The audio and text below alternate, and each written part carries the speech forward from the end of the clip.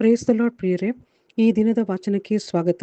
ಈ ದಿನದ ಶುಭ ಸಂದೇಶದಲ್ಲಿ ಯೇಸು ಕ್ರಿಸ್ತರು ದಾನ, ಧರ್ಮ, ಪ್ರಾರ್ಥನೆ ಮತ್ತು ಉಪವಾಸದ ವಿಷಯವಾಗಿ ತಿಳಿಸುವಾಗ ನಾವು ಇತರರ ಮೆಚ್ಚುಗೆಯನ್ನ ಪಡೆಯುವಂತೆ ಅಥವಾ ಇತರರ ಮೆಚ್ಚುಗೆಯನ್ನ ಗಳಿಸುವಂತೆ ನಾವು ಕಪಟಿಗಳ ಹಾಗೆ ಹಾದಿ ಬೀದಿಗಳಲ್ಲಿ ಪ್ರದರ್ಶನ ಮಾಡ್ತಾ ದಾನ ಧರ್ಮವನ್ನ ಅಥವಾ ಪ್ರಾರ್ಥನೆಯನ್ನ ಮಾಡುವುದಕ್ಕೆ ಬದಲಾಗಿ ನಮ್ಮ ಅಂತರಂಗದಲ್ಲಿರುವ ದೇವರಿಗೆ, ತಂದೆಗೆ ಪ್ರಾರ್ಥನೆ ಮಾಡಬೇಕು.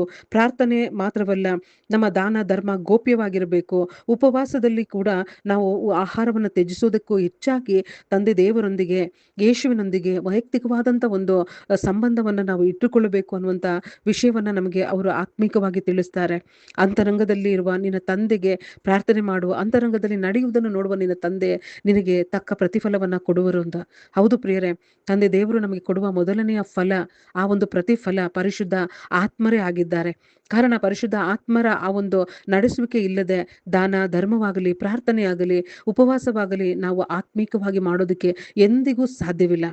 ಪ್ರೇರೆ, ಇಂದಿನ ಮೊದಲನೇ ವಚನದಲ್ಲಿ ಅರಸರುಗಳ 2ನೇ ಗ್ರಂಥದಲ್ಲಿ ನಾವು ನೋಡ್ತೇವೆ, ಎಲೀಷ ಪ್ರವಾದಿ ಆ ಸ್ವರ್ಗಕ್ಕೆ ಪರಲೋಕಕ್ಕೆ ಏರಿ ಹೋಗುವಂತ ಒಂದು ಸಂದರ್ಭ ಬರುವಾಗ ಆತನ ಶಿಷ್ಯ ಎಲಿಯ ಆತನ ಹಿಂದೆಯೇ ಹೋಗ್ತಾನೆ. ಆತ ತನ್ನ ಗುರುವಿನ ಭಕ್ತಿಯನ್ನ ಯಾವ ರೀತಿ ತೋರಿಸ್ತಾನೆ ಅಂದ್ರೆ, ಅವನು ಹೇಳ್ತಾನೆ, ಸರ್ವೇಶ್ವರನ ಆಣೆ, ನಿಮ್ಮ ಜೀವದಾಣೆ, ನಾನು ನಿಮ್ಮನ್ನ ಬಿಟ್ಟು ಇರಲಾರೆ ಅಂತ ಹೇಳ್ತಾನೆ.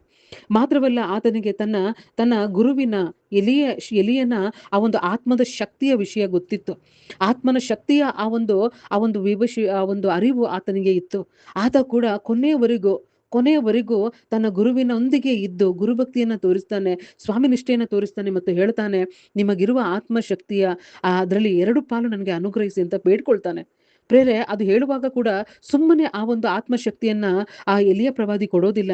ಆತ ಒಂದು ನಿಬಂಧನೆಯನ್ನ ಹಾಕ್ತಾನೆ, ನೀನು ಕೇಳ್ಕೊಂಡಿದ್ದು ದುರ್ಲಭವಾದುದು, ಆದ್ರೂ ಕೊಡ್ತೇನೆ, ನಾನು ಪರಲೋಕಕ್ಕೆ ಏರಿ ಹೋಗುವಾಗ ನೀನು ನನ್ನನ್ನು ನೋಡೋದಾದ್ರೆ ಅಂತ.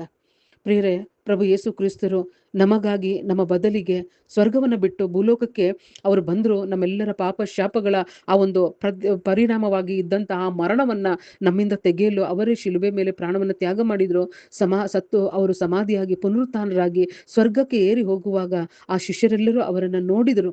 ಪ್ರೇರೆ, ಯೇಸು ಕ್ರಿಸ್ತರು ಹೇಳಿದ ಹಾಗೆ ಪರಿಶುದ್ಧಾತ್ಮರಿಂದ ತುಂಬಿಲು ನೀವು ಕಾದುಕೊಂಡಿರ್ರಿ, ಪ್ರಾರ್ಥನೆಯಲ್ಲಿ ಇರ್ರಿ ಅನ್ನುವಾಗ ಅದೇ ರೀತಿ ಅವರು ಪ್ರಾರ್ಥನೆಯಲ್ಲಿ ಅವರು ಆಗಿರುವಾಗ ಪಂಚಸಪ್ತಮ ಹಬ್ಬದ ದಿನ ಪರಿಶುದ್ಧ ಆತ್ಮರ ಆ ಶಕ್ತಿ ಕೆನ್ನಲಿಗೆ ರೂಪದಲ್ಲಿ ಅವರ ಮೇಲೆ ಇಳಿದು ಬಂತು. ಪ್ರೇರೆ, ಇಲ್ಲಿ ಆ ಎಲಿಯ ಪ್ರವಾದಿಯ ಆ ಶಿಷ್ಯನಾದ ಎಲೀಷ ಯಾವ ರೀತಿಯಲ್ಲಿ ಗುರುಭಕ್ತಿಯನ್ನ, ಸ್ವಾಮಿನಿಷ್ಠೆಯನ್ನ ತೋರಿಸಿದ, ಅದಕ್ಕೆ ಪ್ರತಿಫಲವಾಗಿ 2ರಷ್ಟು ಆತ್ಮದ ಶಕ್ತಿಯನ್ನ ಪಡೆದುಕೊಂಡ. ಅದೇ ರೀತಿ ಪ್ರೇಷಿತರು ಕೂಡ ಪ್ರಭು ಯೇಸು ಕ್ರಿಸ್ತರ ಮಾತನ್ನ ಕೇಳಿ ಅದರಂತೆ ನಡೆದು ಪರಿಶುದ್ಧ ಆತ್ಮರ ಬಲವನ್ನ ಅವರು ಪಡೆದುಕೊಂಡರು. ಇಂದು ಕೂಡ ಯೇಸು ಕ್ರಿಸ್ತರ ಆ ಒಂದು ರಕ್ಷಣಾ ಕಾರ್ಯದಲ್ಲಿ ನಾನು ವಿಶ್ವಾಸ ಬಿಟ್ಟಾಗ ಅವರೇ ನನ್ನ ರಕ್ಷಕರು, ನನ್ನ ರಿಡೀಮರ್ ಅಂತ ನಾನು ವಿಶ್ವಾಸಿಸುವಾಗ ಪರಿಶುದ್ಧಾತ್ಮರನ್ನ ತಂದೆ ದೇವರು ಉಚಿತವಾಗಿ ನಮಗೆ ಒದಗಿಸ್ತಾರೆ. ಪ್ರಿಯರೇ, ಆ ಆತ್ಮರ ಶಕ್ತಿಯಿಂದ ಆತ್ಮೀಕವಾಗಿ ನಾನು ನಿಜವಾದ ಕ್ರಿಸ್ತಿಯ ವಿಶ್ವಾಸದ ಪರಿಶುದ್ಧ ಜೀವನವನ್ನ ಜೀವಿಸಲು ಸಾಧ್ಯವಾಗುತ್ತೆ. ಅಂತಹ ಜೀವಿತಕ್ಕಾಗಿ ವಿಶ್ವಾಸದಿಂದ ನಾವು ಪ್ರಾರ್ಥಿಸೋಣ. ಆಮೆನ್.